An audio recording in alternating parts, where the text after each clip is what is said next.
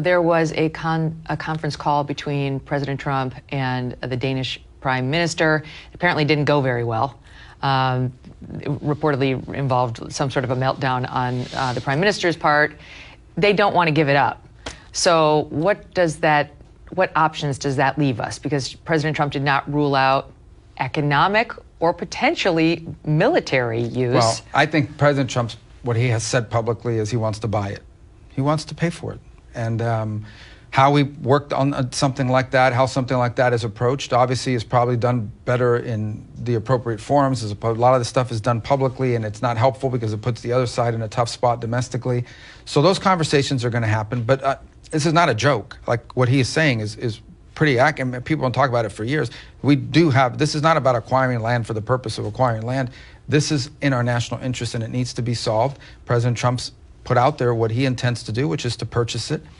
I wasn't privy to that phone call, but I imagine the phone call went the way a lot of these phone calls go, and that is he just speaks bluntly and frankly with people. And ultimately, I think diplomacy in many cases works better when you're straightforward as opposed to using platitudes and language that translates to nothing. So when President Trump said he might use economic or military coercion, what does that mean? What is well, military I don't remember him saying military coercion. He did. Think what he was asked, you know, what would you rule out? Would you rule it out? Right. I don't think he's in the, listen, he also brings to but this. He said, no, I won't rule it out. Because he brings to this is a businessman who's involved in politics, not a politician involved in politics. So he approaches these issues from a transactional business point of view. So he is not going to begin what he views as a negotiation or a conversation by taking leverage off the table. Okay. And that's a tactic that's used all the time in business. It's being applied to foreign policy, and I think to great effect in the first term. I mean, you look at the Abraham Accords, and the Democrats mocked the Abraham Accords when they were made. And then by the end of the Biden administration, they became the linchpin of a lot of what we're hoping to build on. That never would have happened had there not been a transactional approach. You look at what his envoy to the Middle East, Steve Witkoff, has achieved. The Biden administration asked Witkoff. They asked for him to be involved in these conversations. He has brought a businessman's approach to a very delicate and intractable foreign policy challenge and delivered a ceasefire that obviously is tenuous and has long-term challenges to it.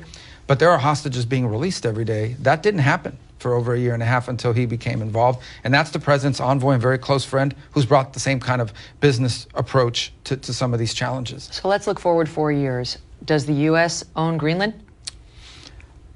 We'll see. I mean, obviously that's the president's priority, and he has made that point. I think that what I can tell you about 4 years without getting into specifics, because I don't, you know, we're not in a position yet to discuss exactly how we'll proceed tactically. What I think you can rest assured of is that 4 years from now, our interest in the Arctic will be more secure. Our interest in the Panama Canal will be more secure. Our partnerships in the Western Hemisphere will be stronger. We need to understand a lot of these countries in Central America, they're not destination sites. They are countries that migrants come through, and that these human trafficking rings run people through. It creates tremendous instability for these countries at a tremendous cost as well. They would welcome help in stopping that migration corridor from continuing because it's destabilizing their countries.